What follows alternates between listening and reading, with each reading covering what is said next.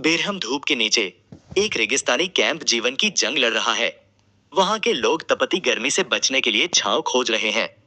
एक नन्हा बच्चा अकेला धूल में बैठा कांपते हाथों से पैटर्न बना रहा है। उसकी आंखों में ताजे आंसुओं की चमक है। उसकी आवाज वीराने में एक धीमी सी गूंज, एक बच्चे की बेबस पुकार है। अम्मी, क्या पानी सच में इतना दूर है? क्या चाचा अब्बास वापस आएंगे? अंधेरे तंबू में उसकी माँ बैठी है, चेहरा कमजोर लेकिन गरिमा से भरा। वह अपने बेटे को गले लगाकर खामोशी में सुकून देती है। वह एक खाली पानी की मश्क उसकी गोद में रखती है। बच्चा ऊपर देखता है, चेहरे पर हल्की सी मुस्कान उभरती है। तो क्या चाचा शहीद हो गए? तंबू के भीतर माँ की आंखों से आंसू बहते हैं। हर बूंद उसके दर्द की गवाही है, पर उसकी आवाज अब भी हौसले की दीवार है। माँ बोलती है, उसके शब्दों में विश्वास की गूंज है। नहीं बेटा, वो जिंदा है। हर प्यासे दिल में जो मायूसी नहीं, सब्र को चुनता है।